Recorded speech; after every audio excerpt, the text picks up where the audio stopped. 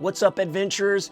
Today I'm excited to show you how I brought a piece of Skyrim into the real world by making a pair of Imperial Bracers inspired by the Skyrim dragon emblem itself. These beauties were based off of my Gondorian vambrace pattern. Because of the diamond shape that it has already, the emblem itself for the Imperials would fit perfectly on it. Now, I wish I could hold these things up for you and show them to you in person.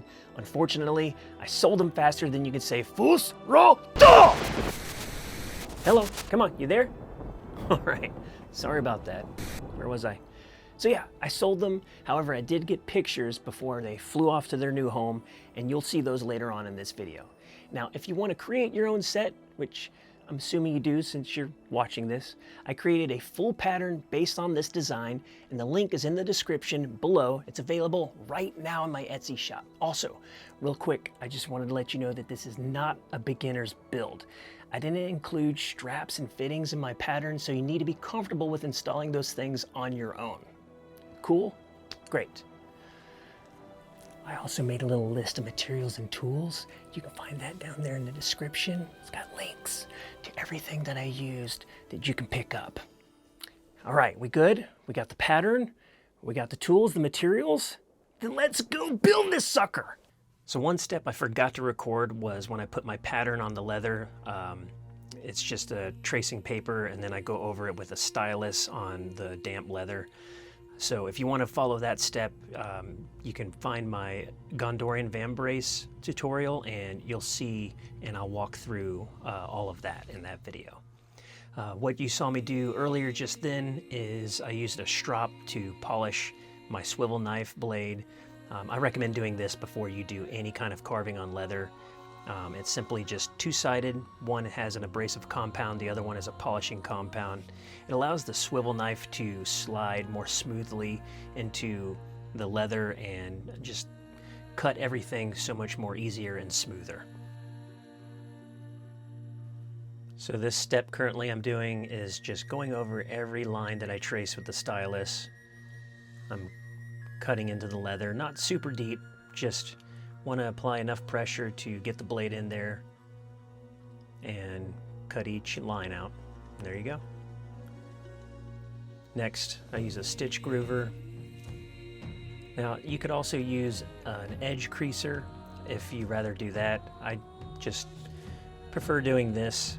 It's a little bit more three-dimensional for me. I actually don't stitch these at all. I'm using some nickel-plated, antique nickel-plated rivets later on.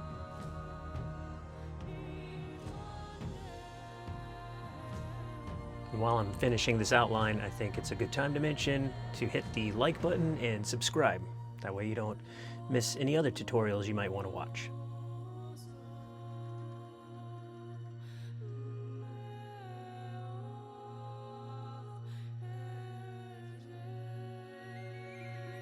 So once you're done with your outline, go ahead and re-wet the leather. And then what I do is the interchangeable piece that comes with this stitch groover is an actual edge creaser. I have put some pressure into that just to really get the groove super deep. This is just another stylus tool that I use. Kind of spreads the leather apart, really makes it pop out, as you can kind of see.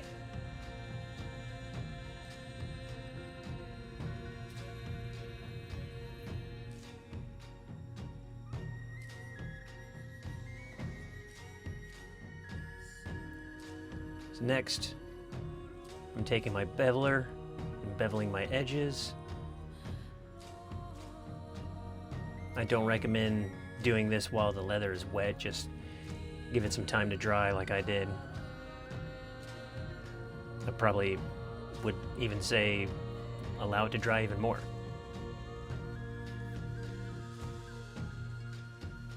So now comes the fun part where I'm taking my Beveling stamp and I want to bevel the inside of the dragon.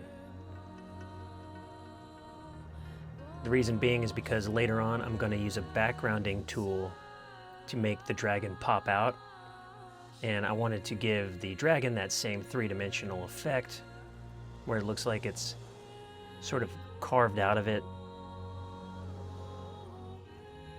So make sure whenever you're doing this, you don't accidentally bevel the wrong direction. You want to make sure your beveling stamp is inside the dragon. For this piece here, inside the wing, I wanted to have the beveling stamp also still facing towards the dragon.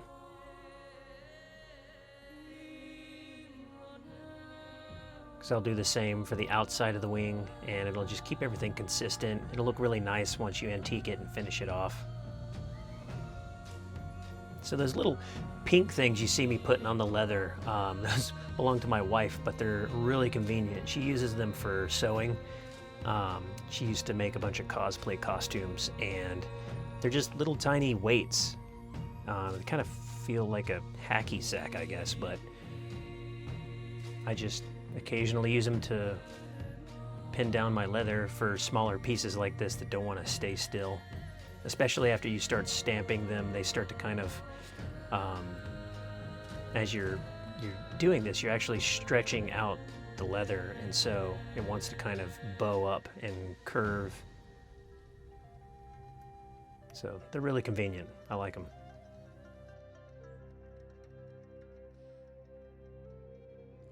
I also want to remind you guys that periodically when you're carving your leather, doing this beveling and whatnot, you need to make sure that you occasionally wet your leather again. Now, you don't want it wet when you start doing this. You just spray it with some water, allow it to soak in, and once it's cool to the touch, you can get back to it.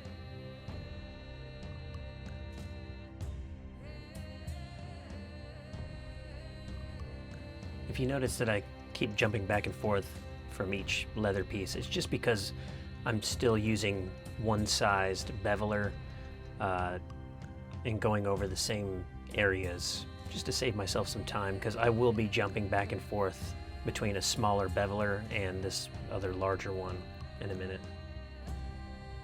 It's a little time saver.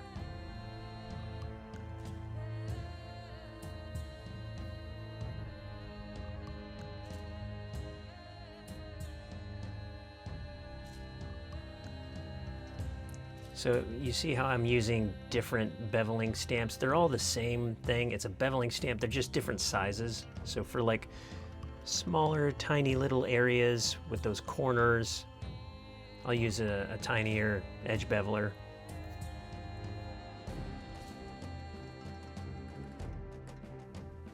And I also change my maul out. You see I'm using that rawhide maul to do this because with a finer point on the beveler, if you do the same weight maul on that, it's going to be way too deep. You just need a lighter maul for those finer tip beveling stamps so you don't accidentally just punch a hole through your leather. So this part gets really, really tricky because there's a bunch of lines close together. I was having trouble deciding which direction I wanted my bevelers to go, but ultimately I had a good plan, I stuck with it, and it worked out great. Now I won't go into detail which direction the beveler needs to be for this part in this section, because you can always just go and reference the picture on my Instagram page, or even in this video. I'll show you some close-ups and you'll get to see exactly the choices I made. And you can also do your own. You know, that's the fun part of this, is you got the template, you can make your own style. So right here I got a little backgrounder that I'm using to do on the inside of the wings.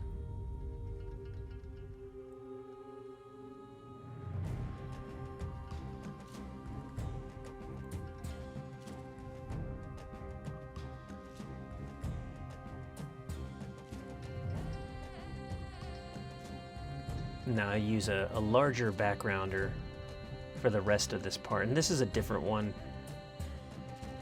For inside the wing, I wanted it to look like sort of like a small chiseled metal.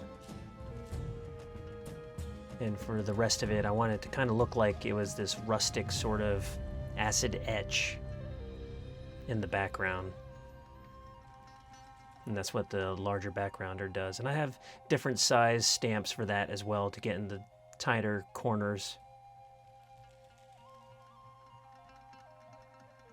Because when all this is said and done, I'm gonna use an Angelus paint and make it all silver and look like one big pounded piece of steel that had this dragon carved out of it.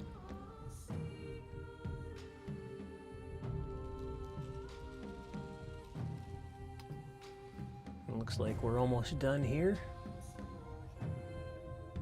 Putting the last final little touches. And yeah, there it is. I used a sponge to put the Angelus paint on, and I did it in layers because it just, if you were to brush it on, you would see all these brush strokes, and doing it this way, I mean, just grab a simple dish sponge, not with the abrasive hog's hair on one side, just a regular sponge, and then just keep on patting it. You can cut it into several pieces so you have more to use later. And I mean, the paint kind of just destroys the sponge, but there you go, look at that. It's like a roller for leather. So this is my antique gel that I use. It's a Fiebing's brand. I love this stuff. One thing I didn't think about though was that this is Angelus paint. It's already got a resist on it because it's acrylic paint on the leather. So I do this process, and I'm showing it to you now so you can kind of see what I go back and do again with a different material. But this was the wrong shit.